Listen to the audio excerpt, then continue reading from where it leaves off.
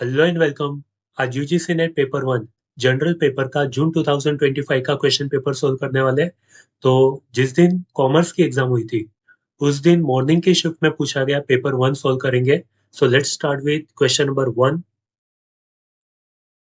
27 जून shift one में पूछा गया क्वेश्चन पेपर सोल्व करेंगे। Starting from question number one, 1 to 5 belongs to data interpretation. The following table shows the marks scored by 6 students A, B, C, D, E, F in 6 different subjects S1, S2, S3, S4, S5, XC, having 160, 160, 120, 120, 200 and 240 as maximum marks. ये out of marks है, maximum marks respectively. Based on the data in the table, answer the following questions. Student wise details of marks scored दिया है. Students 6 students है and 6 subjects है. S1 160 marks का है, S2 160, S3 120, S4 120, S5 200 and S6 240 marks का है. और हर एक स्टूडेंट ने इंडिविजुअल सब्जेक्ट्स में कितने मार्क्स स्कोर किए वो डेटा दिया है. On this basis, question number 1. What is the overall percentage of marks scored by student A in all subjects together? Student A ने S1, S2, S3, S4, S5, S6 सबका percentage कितना है? सारे subjects का मिलाकर कितना परसेंटेज पूछा है. तो हमें क्या करना होगा, सारे मार्क्स का एडिशन करेंगे डिवाइडेड बाय टोटल मार्क्स. तो इंटू 100 करके हमें परसेंटेज मिलेगा. सो S1 में 76 मिला है, 76 plus 84 plus 66 plus 56 plus 154 plus 144. तो टोटल मिलेगा 580. 580 मार्क्स ऑब्टेन्ड आउट ऑफ. तो S1 160 plus S2 160 plus S3 120 plus S4 120 plus S5 200 plus S6 240. ये मैक्सिमम मार्क्स है 1000. तो 580 divided by 1000 marks obtain divided by maximum marks into 100 करेंगे तो 58% मिलेगा. ये है average score percentage scored by student A in all 6 subjects. So correct answer is option 4, 58%. Similarly, question number 2. What is the average mark scored in the subject S5 by all students together? Average marks scored by all the students in subject S5. मतलब हमें ये subject में S5 में सारे students मिलाकर कितना average score किया है वो हमें आइडेंटिफाई करना है. तो उसके लिए क्या करेंगे, हर एक स्टूडेंट का स्कोर ऐड करेंगे तो हमें मिलेगा total marks obtain bye all the students divided by 6 students करेंगे तो हमें average score obtain bye all students together मिलेगा. तो एडिशन करना होगा 154 plus 136 plus 144 plus 104 plus 174 plus 164. तो मिलेगा 876. ये होगा total marks obtained by all students together in the subject S5. इसे डिवाइडेड बाय 6 करेंगे तो हमें मिलेगा average marks scored by all students together. तो 146 एवरेज मार्क्स स्कोर्ड. तो correct answer is option 3, 146. Next, question number 3. What is the ratio of total marks scored by student B to the total marks obtained by student D? हमें ratio identify करना है कि B और D ने सारे subjects मिलाकर total marks कौन से रेशियो में स्कोर किए हैं। तो पहले हम टोटल करके आइडेंटिफाई करते हैं कि बी ने टोटल मार्क्स कितना स्कोर किया है और फिर डी ने कितना स्कोर किया है। तो एडिशन करेंगे हर एक सब्जेक्ट का। 120 plus 100, 220 plus 84, 304 plus 76, 380 plus 136, 380 plus 136 plus 132, हमें मिलेगा 648। 648 बी ने स्कोर किया है। अब डी ने कितना स्कोर किया वो आइडेंटिफाई करते हैं। 84 plus 130, 130 plus 96 plus 84 plus 104 plus 168, 666 score किया है। 164 इज टू 166 का रेशियो आ रहा है। 646 इज टू 666 का रेशियो आ रहा है। और जब हम उसे डिवाइड करेंगे 18 से तो 37 का रेशियो आएगा। 666 को 18 से डिवाइड किया तो 37 मिलेगा डी का, और 646 को 18 से डिवाइड करेंगे तो मिलेगा अराउंड 36%। तो option 2 is correct answer. 36 is to 37. We have to divide both the digits by 18. So we will get 36 is to 37. So correct answer is option 2. Next, question number 4. If for getting first division, a student needs to score minimum 60% marks in aggregate. Aggregate means total in all subjects together. Then the number of students getting first division is dash. तो हमें सारे students का total करके identify करना होगा कि कितना percentage सबने स्कोर किया है। फिर 60% एंड अबाउ स्कोर करने वाले जितने भी स्टूडेंट्स है वो फर्स्ट डिवीजन में कवर होते हैं। तो क्या करेंगे, हम सारे स्टूडेंट्स का ऑल सब्जेक्ट्स टुगेदर हम स्कोर निकालते हैं कितना होता है। तो total marks obtain by student A B C D E F, सारे स्टूडेंट्स का टोटल करेंगे तो total marks obtain by A 580, B 649, C 638, D 660, E 609 and F 542 है। अब हर एक स्कोर को डिवाइड करेंगे मैक्सिमम मार्क्स के साथ, इंटू 100 करेंगे तो परसेंटेज मिलेगा। तो 580 डिवाइडेड बाय 1000 इंटू 100 58% मिलेगा।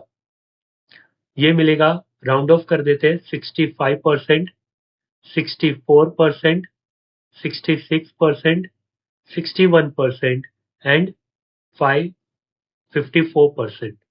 तो हमें मिलेगा B C D E, all B C D E 4 students are scoring more than 60%। It means ये 4 स्टूडेंट्स होंगे जो फर्स्ट डिवीजन में कवर होते हैं। तो option 4 students is correct answer. Next, question number 5. The marks scored by B and C together in the subject S1. S1 में B and C ने जो स्कोर किया है is dash percentage more than the marks scored by student A and D together in the same subject. तो S1 में A और D student ने score किया कितना परसेंटेज है। तो हमें क्या करना होगा, marks scored by B and C minus marks scored by A and D divided by marks scored by A and D into 100 करेंगे तो परसेंटेज डिफरेंस मिलेगा। तो सबसे पहले B और C ने टोटल कितना मार्क्स स्कोर किया है वो आइडेंटिफाई करते हैं। It is 248, 120 plus 128, 248 scored by B and C in subject 1। अब हम आइडेंटिफाई करते हैं ए और डी ने कितना मार्क्स स्कोर किया है। तो 76 प्लस 84, 76 प्लस 84 हमें मिलेगा 160। तो ए और बी ने स्कोर किया है 160 मार्क्स। तो 248 माइनस 160 डिवाइडेड बाय 160 करेंगे। 248 माइनस 160 डिवाइडेड बाय 160 इंटू 100 हमें परसेंटेज डिफरेंशिएशन मिल जाएगा। तो 248 माइनस 160, 88 डिवाइडेड बाय 160 इंटू 100 या परसेंटेज, तो 55% मिलेगा। It is 55%. Option 1 is correct answer. The marks scored by B and C together in subject 1 is 55% more than marks scored by A and D together in the same subject. तो question number 1 to 5 data interpretation के related था। Next question number 6 to 10 हमारा teaching aptitude के ऊपर है। Question number 6, which of the following assessment type would require to carry out an activity or produce a product in order to demonstrate learning? Formative assessment, portfolio, summative और performance assessment। तो ये topic है types of assessment के ऊपर और मैंने separate video बनाया हुआ है इवेल्युएशन एंड असेसमेंट का, तो आप वो रेफर कर सकते हो डिटेल में। टाइप्स ऑफ असेसमेंट है formative, summative, placement, diagnostic and performance assessment. तो जो लर्निंग बाय डूइंग के ऊपर फोकस करता है, मीन्स ये जो demonstrate learning means demo learning जो है कुछ काम करके सीखना, वो फोकस करता है परफॉर्मेंस असेसमेंट के ऊपर। तो it is option D. Option 4 is correct answer, performance assessment. It focuses on learning by doing. Question number 7, which of the following is true regarding extrinsic motivation? So motivation can be intrinsic and extrinsic. Motivation driven by self-interest is called as intrinsic motivation, and motivation based on external rewards or external pressure is called as extrinsic motivation. It is not driven by self-interest. For example, study to score good marks. मतलब अगर self interest के लिए study किया होता तो वो intrinsic में cover होता, पर अच्छा मार्क कवर करने के लिए स्टडी करना is external factors, extrinsic motivation. Same way, work to earn money, money earn करने के लिए काम करना एक्सट्रिंसिक, एक्सटर्नल रिवॉर्ड, पर खुद के इंटरेस्ट की वजह से वो काम करना is an example of intrinsic motivation. Same वे, कोई रूल्स एंड रेगुलेशंस फॉलो करते सेल्फ इंटरेस्ट की वजह से तो वो इंट्रिंसिक, पर पेनल्टी ना लगे इसलिए हम रूल्स एंड रेगुलेशन फॉलो करते हैं, तो वो एक्सट्रिंसिक मोटिवेशन में कवर होता है। तो point number 1, it is based on the factors not related to activity itself, तो it is an example of extrinsic motivation. Correct answer is option 1। फिर अदर ऑप्शंस देखते हैं। It is a natural tendency to seek out personal interest, तो ये personal interest self interest में cover होता है, intrinsic motivation. It is a natural tendency to conquer challenges, ये भी सेल्फ इंटरेस्ट के लिए होता है। And D, it motivates to do something when we don't need to do, तो ये कुछ रिलेटेड ही नहीं है। Option 1 is most appropriate and correct answer. It is based on the factors which are not related to activity itself. Next, question number 8. In the light of cognitive domain, arrange the following classroom questions A, B, C, D, E in correct ascending order. तो ये question based on Bloom's taxonomy के ऊपर है। Understanding, evaluating, analysing, applying and remembering, इसके ऊपर भी separate video डाला हुआ है explaining all the details.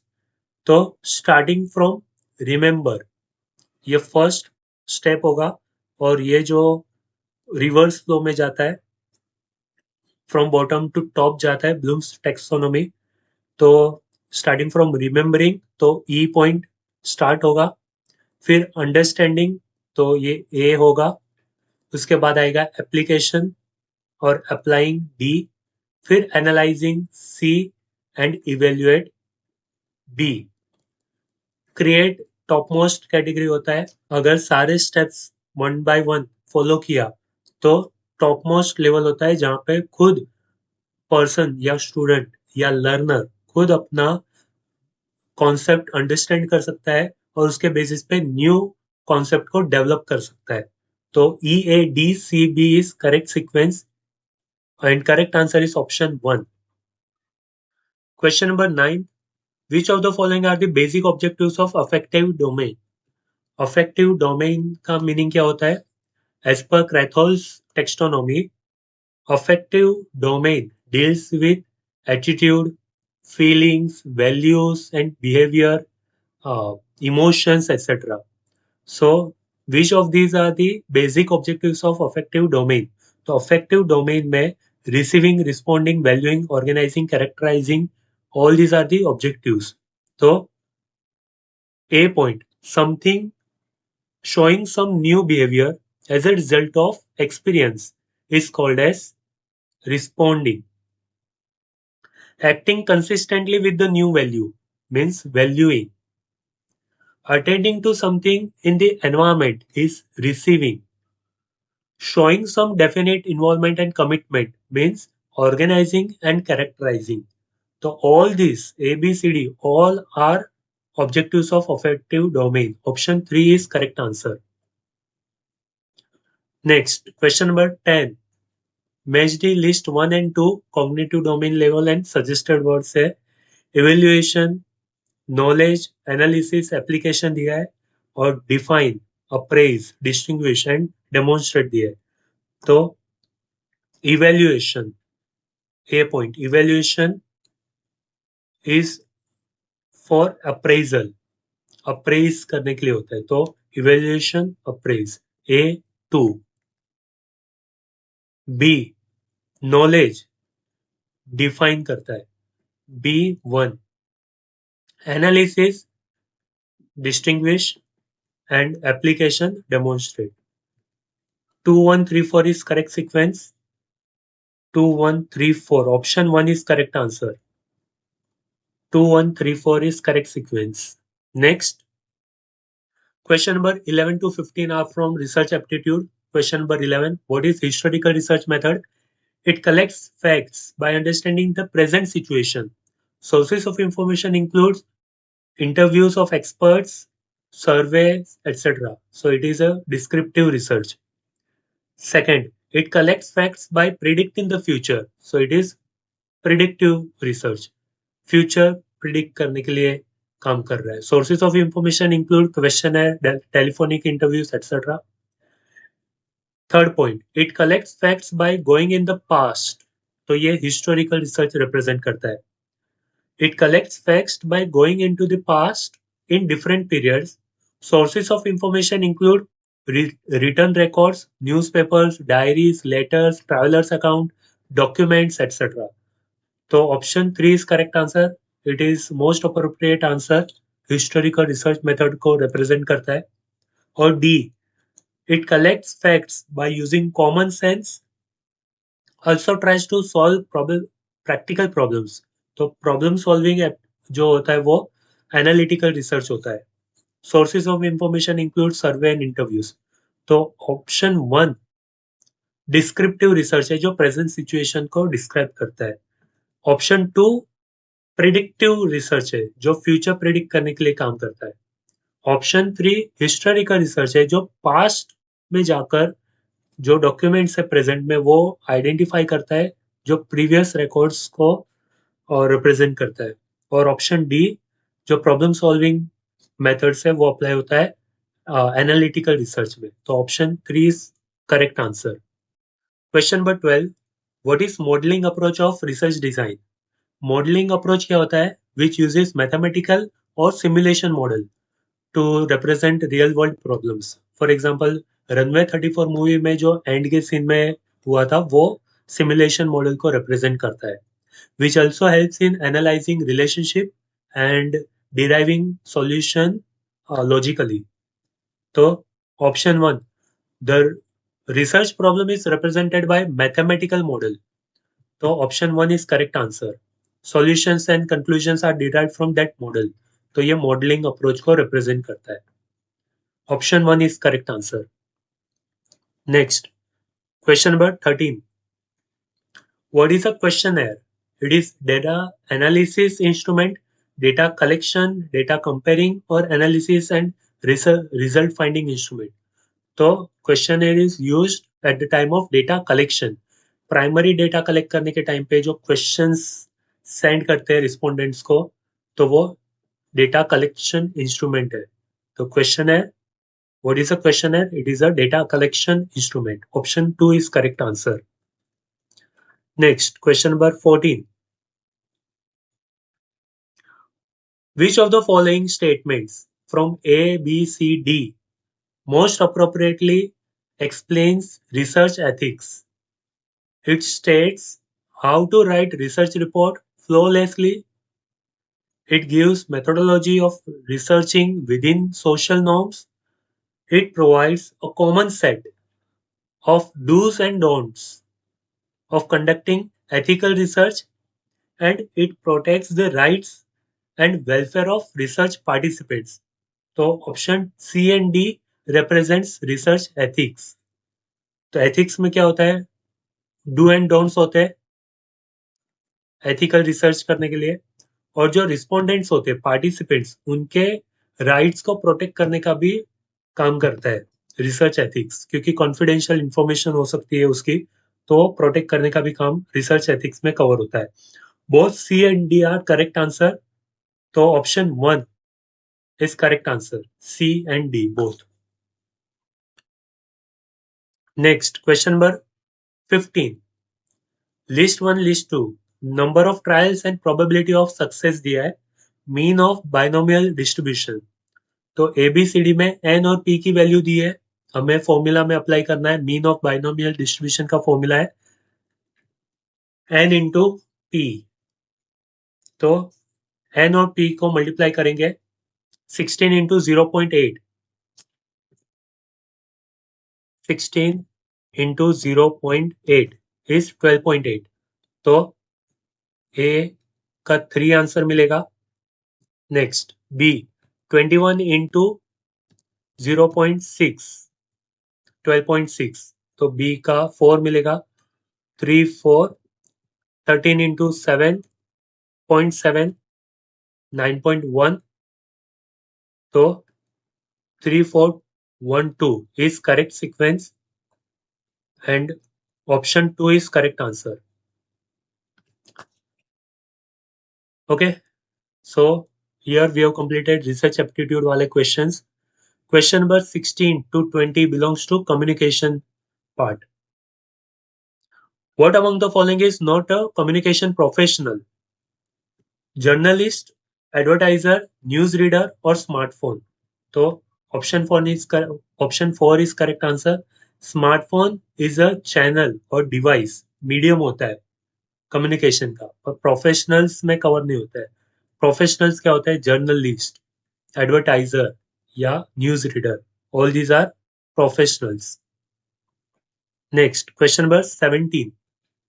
What among the following is not a communication technology? Smartphone, newsreader, email and WhatsApp. So correct answer is option 2. Newsreader is a person who communicates. It is not a technology. So option 2 easy है सारे. Question number 18. What is the correct chronology of release of the following films from the earliest to the latest? आलमारा, दो बीघा जमीन, राजा हरिश्चंद्र, गरम हवा, Sholay. Choose the correct answer. तो सबसे पहले release हुई थी 1913 में फर्स्ट इंडियन मूवी राजा हरिश्चंद्र बाय दादा फाल्के. फिर आलमारा 1931 में, दो बीघा जमीन 1953.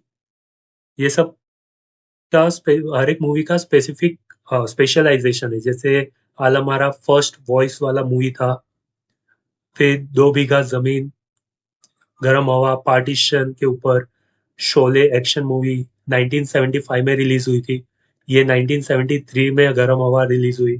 तो क्रोनोलॉजी क्या होगा? C A B D E, C A B D E, option 4 is correct answer. Next, question number 19. Which among the following are the essential requirements of film script writing?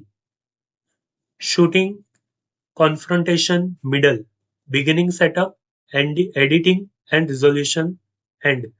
तो shooting और editing दोनों बाद में होता है, पहले script writing होती है, और स्क्रिप्ट राइटिंग में बिगिनिंग, मिडल और एंड, ये तीनों इंपॉर्टेंट पार्ट्स होते हैं. तो beginning setup, confrontation, middle and resolution, and. BCE, option 1 is correct answer. Question number 20. List 1 and list 2 are given cities and institutions. New Delhi, Pune, Noida, Lucknow. और इंस्टीट्यूशंस देखते हैं. भारतेंदु नाट्य academy, Asian academy of films and TV, national film archive of India and national school of drama. NSD new Delhi में A4.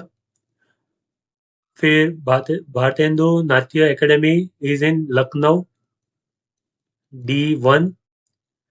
Asian academy of films and TV Noida में है, C2. और पुणे में national film archive of India, B3.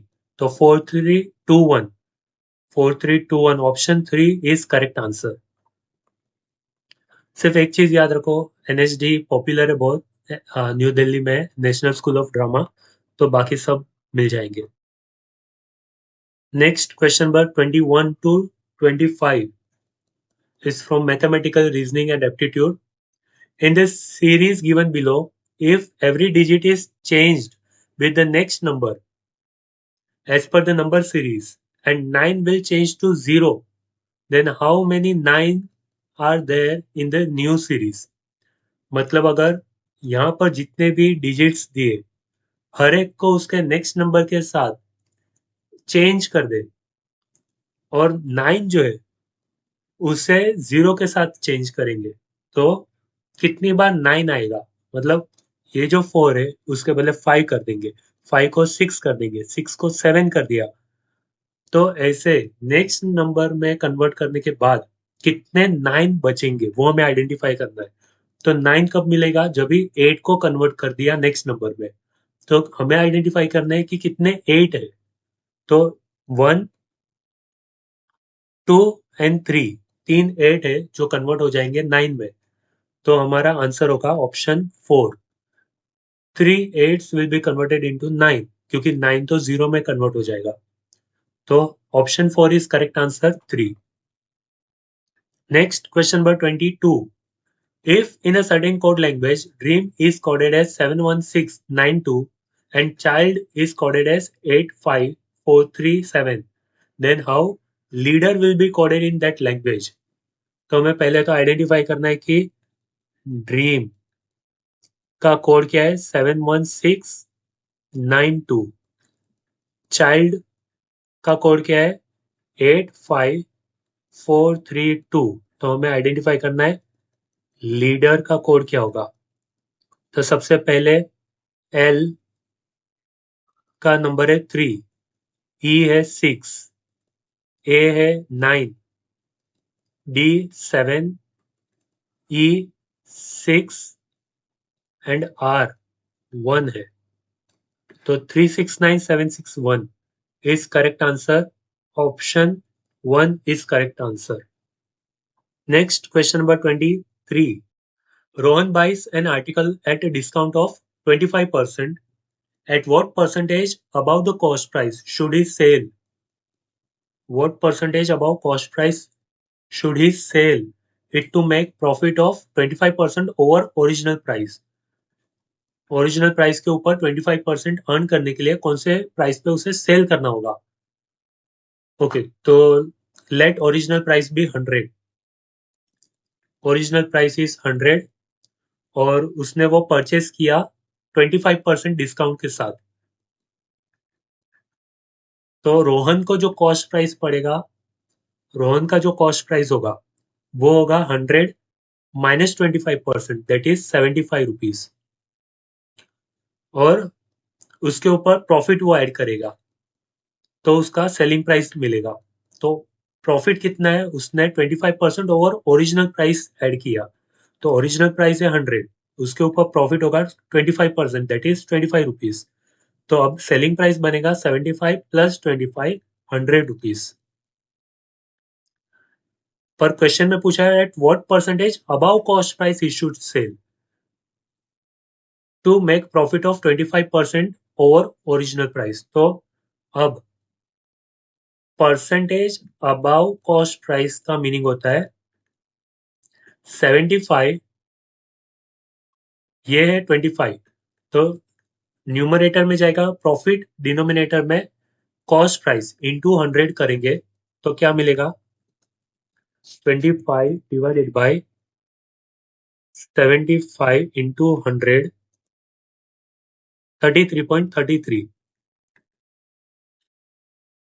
Percentage.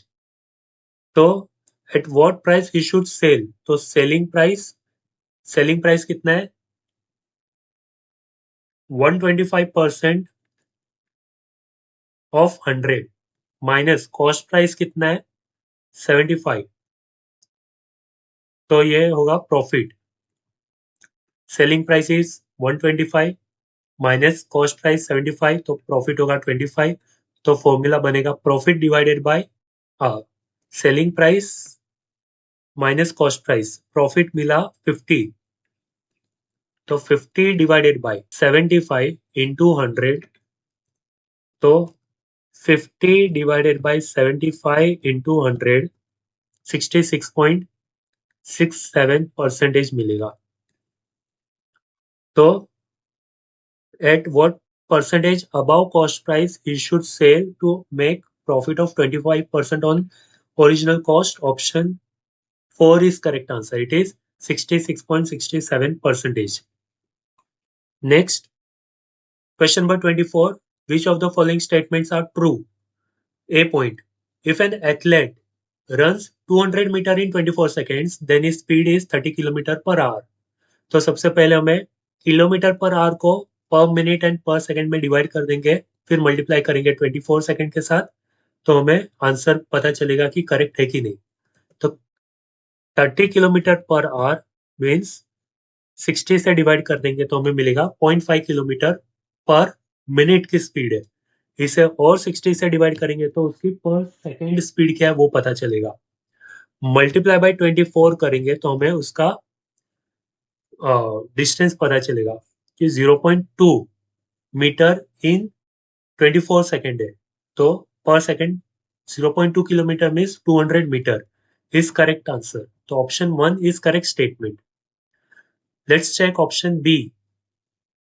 65%, 65% means 65 divided by 100 of a number, वो number let's assume that is n, is 21 less than 4/5 of that number, is 21 less than 4/5 of that number, the number is 150। तो ये formula बना है, इसे solve करके check करते हैं। 65% means 0.65 n equals to 4/5 of that number means 0.80, 80% होता है इसलिए, तो 0.15 n इक्वल्स टू 21, तो n equals to 21 divided by 0.15। तो चेक करते हैं 21 डिवाइडेड बाई 0.15, 140 आता है।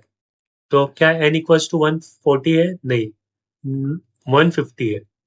तो option B wrong. Next, option C. A car is running at a speed of 108 km per hour. The distance covered by the car in 15 seconds is, तो ये भी check कर लेते हैं। जैसे पहले किया था 108 किलोमीटर पर आवर की स्पीड है, तो ये होगी उसकी पर सेकंड की स्पीड, पर मिनट की स्पीड, और फिर से 60 से डिवाइड करेंगे तो मिलेगा ये पर सेकंड की स्पीड। अगर 15 सेकंड का हमें आइडेंटिफाई करना है तो हमें मल्टीप्लाई बाय 15 करना होगा, तो 0.45 किलोमीटर है, मीन्स 450 मीटर. तो option C, A and C both are correct. Let's check option D. Difference between two number A and B is 1660. Difference between A and B is 1660. If 7.5% of A is 12.5% of B, 7.5% A is 12.5% of B. The value of A and B is 4150 and 2200. ये है क्या, ये हमें identify करना है. तो सबसे पहले ये फॉर्मूला अप्लाई करके आइडेंटिफाई करते हैं कि क्या आंसर आ सकता है. तो a divided by b equals to 5 divided by 3. So a equals to 5 divided by 3b. अब हमें a minus b equals to 1660 में a की वैल्यू 5 डिवाइडेड बाई 3b रखेंगे, माइनस b इक्वल्स टू 1660. तो हमें मिलेगा 5 divided by 3b minus 1b. तो मिलेगा 2 divided by 3b equals to 1660. तो b equals to 3 divided by 2 into 1660. तो 1660 into 3 divided by 2 equals to 2490.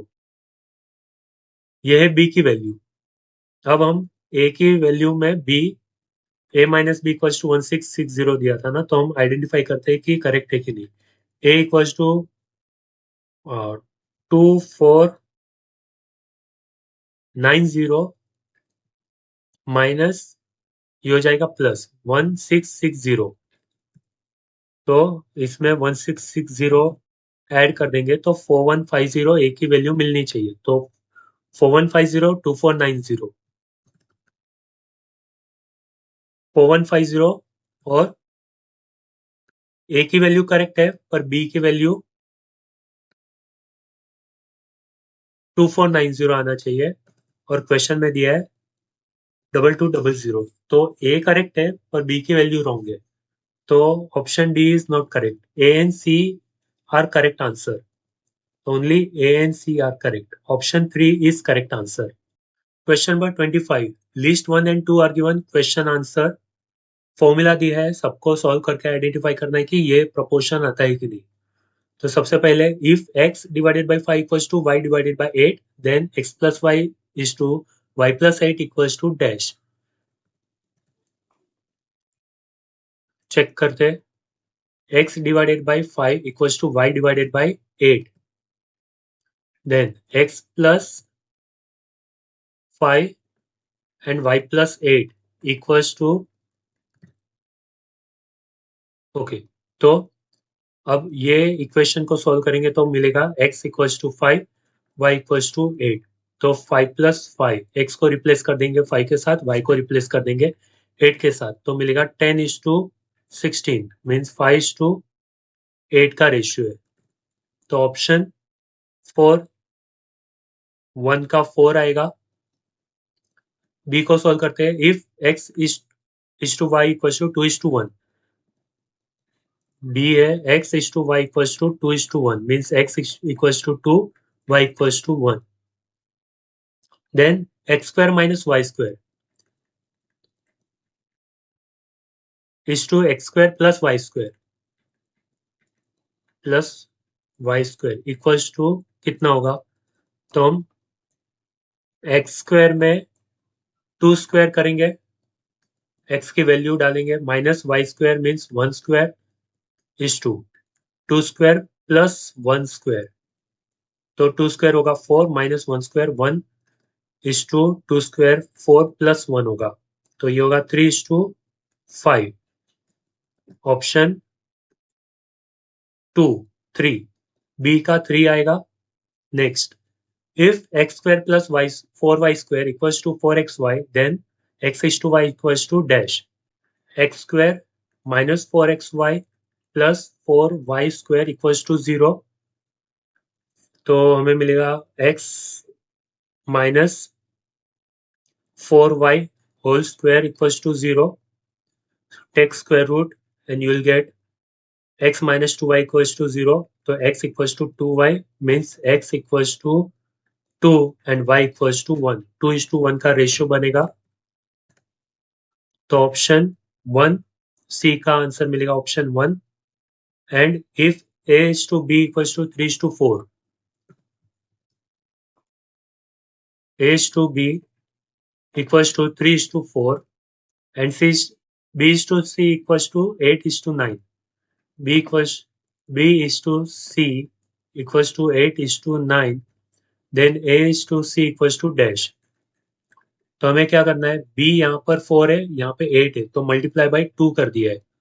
तो मैं यहाँ पर भी मल्टीप्लाई बाई 2 करके 6 मिलेगा, c को मिलेगा 9 इंटू 2. ओके, 9 का 9 ही रहेगा, 9 इंटू 1 ही होगा. तो 3 इंटू 2 6, 3 इंटू 3 9, तो 2:3 का प्रपोर्शन मिलेगा. ऑप्शन 2. तो ABCD 4312 आएगा. 4312 option 1 is correct answer. Next question number 26. Logical reasoning start होगा अभी. Which of the following is logically equivalent to the statement some felines are not lions? तो इसे कैसे पता चलेगा? वेन डायग्राम बना सकते हैं हम. ये some felines are not lions, तो felines and lions, ये जो पार्ट है some felines are not lions को रिप्रेजेंट करता है. तो ABCD में से आइडेंटिफाई करना है. some felines are lions, most appropriate कौन सा वो आइडेंटिफाई करते हैं. some non-lions are not non-felines. Some lions are not felines and no felines are lions. The most appropriate answer is option 2. Some lions are not non-felines. ये चीज को represent करता है. Question number 27. Arrange the following in order of decreasing denotation. Carbonated drinks, beverages, cola fizz and liquid. तो सबसे पहले होगा liquid D. फिर beverages are the subset of liquid, तो B. फिर carbonated drinks subset of beverage A. और cola फीस जो फाइनल आउटपुट प्रोडक्ट मिलेगा वो. DBAC is correct sequence. Option 4 is correct answer. Question number 28. Every one of us is mortal. Therefore, it is obvious that someday the human race will disappear from the earth. Identify the logical fallacy committed in the above statement. तो सबसे पहले fallacy का meaning क्या होता है? It is a mistake in reasoning.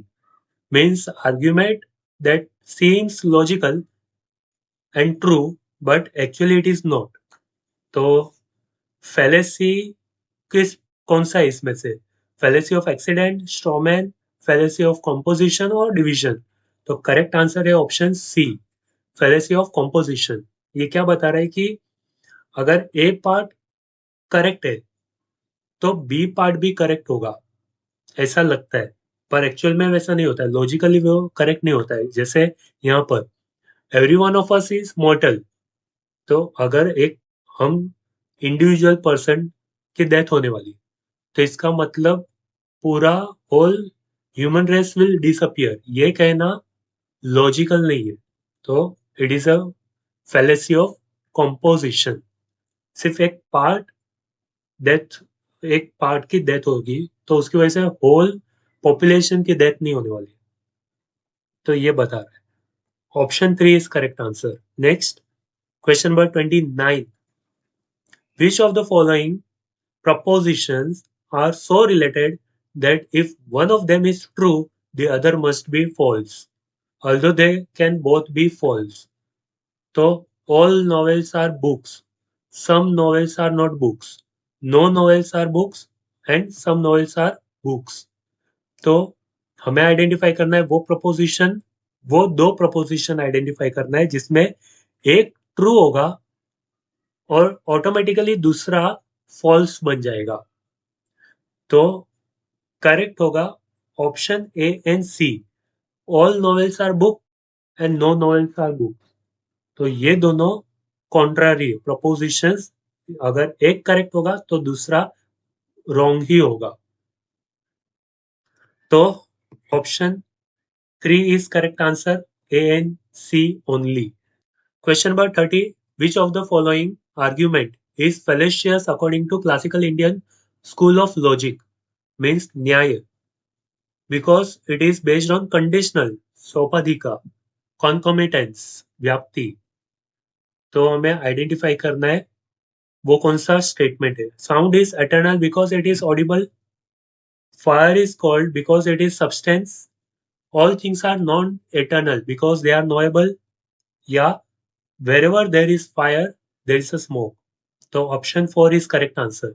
ये हेतु और साध्य का रिलेशनशिप शो करता है।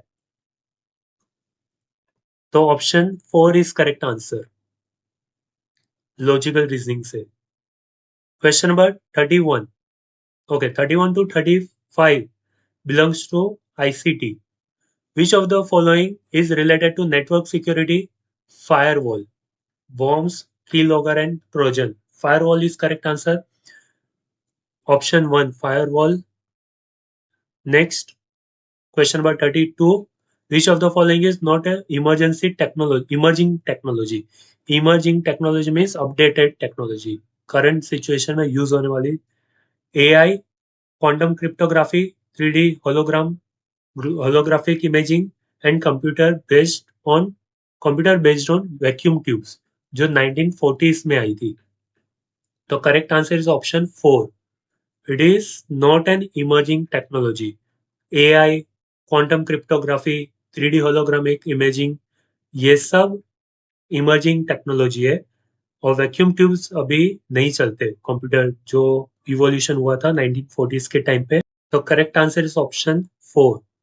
Next, question number 33. Which of the following is correct increasing order of frequency of electromagnetic waves? Light wave, microwave, infrared waves and radio waves. तो सबसे lowest होता है रेडियो वेव्स, फिर माइक्रोवेव, फिर इंफ्रारेड वेव एंड लास्ट में light wave, highest frequency वाला। तो DBCA is correct sequence, option A is correct answer। Next, question number 34. Which of the following statements are correct? Adobe Acrobat is an example of proprietary product, correct? Microsoft Office is an example of commercial operating system, no, Microsoft Office operating system नहीं है। Linux is open source software, correct? Ubuntu is an example of operating system, ये भी correct है। Firmware is an example of mobile operating system, no। तो A, C, D, option 4, A, C, D are correct statements। Question number 35. List 1 and 2 are given scientist and his invention. Tim Berners-Lee, Fred Cohen, Charles Babbage and John Von Neumann। तो Tim Lee ने WWW का invention किया था, Fred Cohen ने virus को define किया था, Charles Babbage is a father of modern computer and John Neumann is known for computer architecture। So correct sequence is 4, 3, 2, 1। Option 1 is correct answer। Question number 36. As temperature increases due to global warming, the release of methane from wetland will also increase, is an example of dash। So if one is increasing, another is also increasing, is an example of positive feedback। Temperature बढ़ेगा तो methane का release बढ़ेगा, और methane gas का release बढ़ेगा तो फिर से टेम्परेचर और बढ़ेगा। तो ये सर्कुलर फ्लो है, एक वेरिएबल इंक्रीज होने की वजह से दूसरा वेरिएबल भी इंक्रीज होता है, ये पॉजिटिव फीडबैक है। तो option 1 is correct answer. Next, question number 37. Match the list 1 and 2. Health related terms and explanation are given. Toxicology, exposure assessment, risk assessment and risk management. Action taken to prevent environmental health hazard. Evaluation of public risk of hazard. Science of effect of toxic substance and estimation of impacts of environmental contaminants of human. तो ए का आएगा 3. Toxicology means science of effect of toxic substance. Next exposure assessment का meaning होता है estimation of impact on environmental contaminants on human. फिर risk assessment is evaluation of public risk of hazard, and risk management means action taken to prevent environmental health hazard. तो correct sequence क्या होगा 3 4 2 1. 3 4 2 1. Option 1 is correct answer. Question number 38. Which of the following are body waves generated during earthquake? Primary, secondary, low or relay? Correct answer is option A and B both. Option 1 is correct answer. Primary and secondary are body waves which travels through Earth's interior. And low and relay wave is called as surface wave which travels along Earth's surface. So option 1 and 2, A and B are correct answer. Primary and secondary waves. Next, question number 39. List 1 and 2 are given. Environmental protocols or conventions and year of actions and adoption.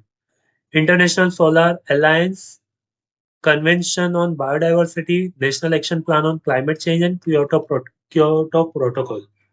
तो international solar alliance 2015 का है. Convention on biodiversity 92 में.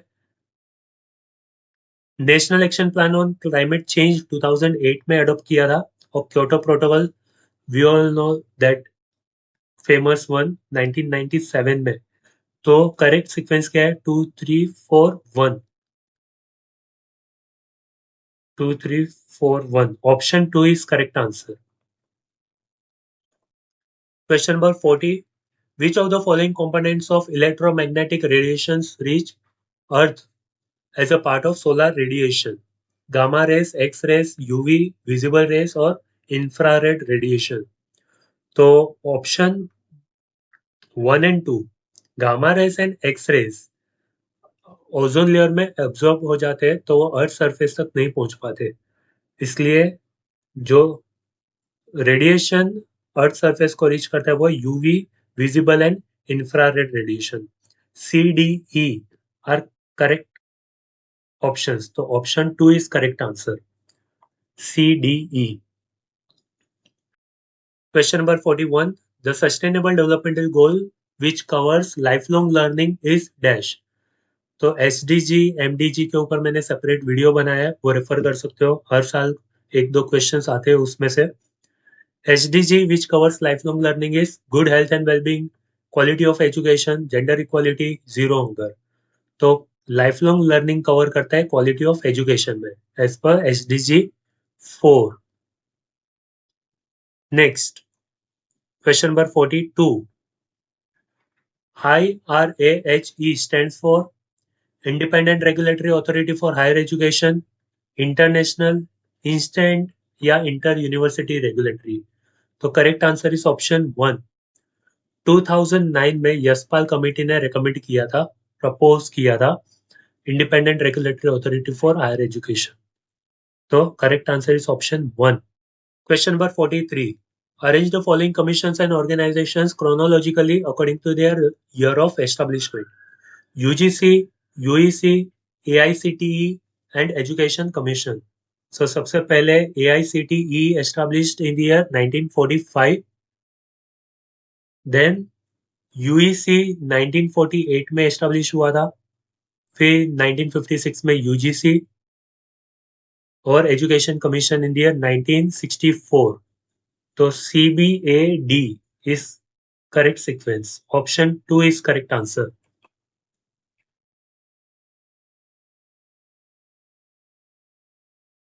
Next, question number 44. In higher education, regulator perform the following functions. Choose the correct answer from the given. तो इसमें से कौन सा option regulator perform करता है हायर एजुकेशन में? Permission to grant degree, selecting teaching faculty, disbursement of public fund and quality benchmarking. तो permission to grant degree regulator perform करता है. सिलेक्शन ऑफ टीचिंग फैकल्टी ये यूनिवर्सिटी या इंस्टीट्यूशन का काम होता है. Disbursement of public fund and quality benchmarking दोनों रेगुलेटर परफॉर्म करता है. तो सिलेक्शन ऑफ टीचिंग फैकल्टी के अलावा ACD रेगुलेटर परफॉर्म करता है, उसका फंक्शन होता है, इसलिए option 3 is correct answer. Question number 45. List 1 and 2 are given. Value education and description. Social value education, spiritual, cultural and universal value education. Aware of the diversity, deals and norms of the society. People should know common values applicable to mankind. Make people better and more responsible. And to keep mind calm and awakened. तो ये होता है spiritual. तो B का है 4. Aware the diversity deals and norms ये होता है कल्चरल वैल्यू एजुकेशन. फिर people should know common values applicable to mankind ये है universal. And social value education है make people better and more responsible citizen. तो 3, 4, 1, 2 is correct sequence. 3, 4, 1, 2 option 4 is correct answer. Question number 46 to 50. Last 5 questions are from reading passage, reading comprehensive. So, ये passage से हम question number 46 देखते हैं. Question number 46. The NBER paper selected girls student as sample through dash sampling technique. Purposive, snowball, quota और random sampling. तो first paragraph second line में दिया है. A recent NBER paper compared a group of Kenyan girls in 69 primary school whose students were randomly selected. तो correct answer is option D, random selection. Next, question number 47. According to previous study, what led to higher test score among girl students? Remedial classes, personalized attention, scholarship program और counseling session. तो first paragraph third line से start होता है. Previous studies had shown that scholarship program led to higher test score. तो option 3 is correct answer, scholarship program. Next, question number 48. The findings of the new study suggested that education may make people more interested in dash, taking active part in politics, improving their own life, changing their social attitudes or getting socialized. तो paragraph 2 second line से start होता है. Finding suggested that education में make people more interested in improving their own life. तो option 2 is correct answer, improving their own life. Question number 49. The phrase messiness of democracy used in the passage is refer to dash. तो पहले check कर लेते हैं. जो last paragraph है, even in established democracies more education does not always mean either more active political participation or greater faith in democracy.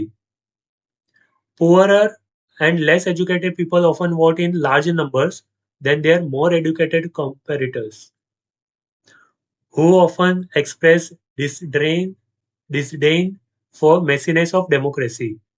तो question number 49 में messiness of democracy क्या रेफर करता है? Educated electorates participate less in casting their vote, leading to poor representation of right people in the government. So option 1 is correct answer. Next, last question. Question number 50. Which of the following is true about China in the context of passage? China's citizens want a more representative form of government. China has made huge strides in infrastructure development. China passes through great political transformation, or based on the progress it has made, China will not entertain any kind of political reform. तो हमें identify करना है what is true about China. तो last line, last paragraph, last line में बताया है strongly with the corrupt and build highways, railways, lines. तो messiness of democracy से कंटिन्यू करते हैं. Yearning for kind of government that would deal strongly with the corrupt and build highways, railways, bridges at a dizzying pace of authoritarian China. तो ये सब infrastructure development को represent करता है, इसलिए option 2 is correct answer. So here we have completed paper 1, general paper of June 2025. Happy learning. Bye.